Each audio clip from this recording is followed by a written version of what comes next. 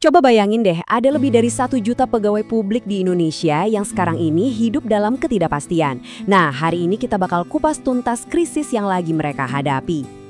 Gelisah. Satu kata ini aja udah cukup banget buat ngegambarin perasaan dua kelompok pegawai pemerintah yang nasibnya sama-sama di ujung tanduk. Kenapa bisa begitu? Yuk kita bedah sama-sama.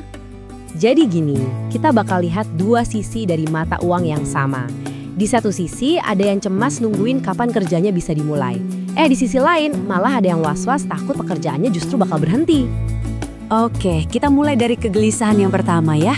Ini masalahnya skala nasional loh, dampaknya ke ratusan ribu orang. Ini ceritanya tentang banyak banget orang yang udah dijanjikan pekerjaan, tapi ya gitu, mereka kayak kejebak nungguin satu dokumen terakhir yang gak datang-datang.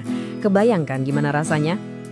Dan skalanya ini gede banget. Kita ngomongin 1,24 juta posisi yang diusulkan buat jadi pegawai pemerintah dengan perjanjian kerja atau yang sering kita sebut PPPK paruh waktu. Tapi kenyataannya pahit banget. Sampai awal November tahun lalu, dari 1 juta lebih itu, cuma sekitar 15% yang benar-benar udah kantongin surat keputusan pengangkatan atau SK-nya. Artinya apa? Sisanya yang 85% itu nasibnya masih ngegantung. Jadi pertanyaannya, apa sih yang bikin ini semua jadi ketunda begini lama?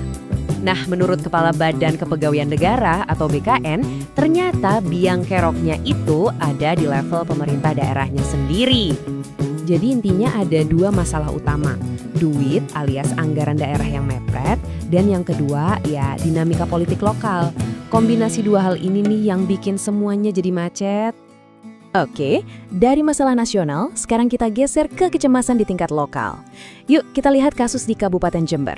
Di sana, pegawai penuh waktunya punya masalah yang beda, tapi sama-sama bikin pusing. Cerita kedua ini fokus ke sekelompok pegawai pemerintah penuh waktu yang diangkat tahun 2021 di Kabupaten Jember. Jadi, kontrak kerja mereka tuh kan 5 tahun dan bakal habis di Desember 2025. Waktu jalan terus kan? Tapi sampai sekarang gak ada kejelasan sama sekali soal perpanjangan kontrak. Sama sekali. Koordinator mereka Pak Susianto sampai bilang kalau rekan-rekannya itu benar-benar dilanda kegelisahan.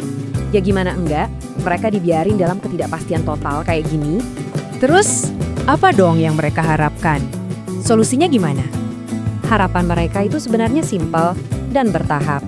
Pertama, yang paling penting, kasih kepastian. Itu aja dulu. Kedua, kalau bisa, perpanjang kontraknya 5 tahun lagi.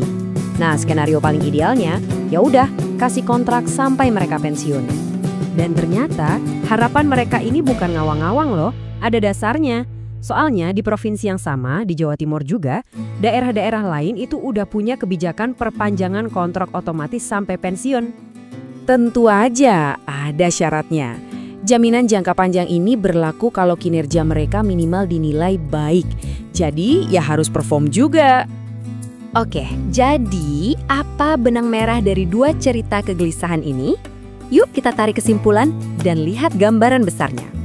Mau itu nungguin kerjaan yang gak mulai-mulai atau khawatir kerjaan bakal selesai, dua-duanya nunjukin satu hal yang sama, betapa pentingnya stabilitas dan kepastian buat para pelayan publik kita. Ini ninggalin kita sama satu pertanyaan gede yang penting buat direnungkan. Kalau karir para pelayan publik ini terus-terusan dibangun di atas ketidakpastian, pada akhirnya siapa yang menanggung rugi kalau layanan publik jadi terganggu? Jawabannya ya kita semua kan?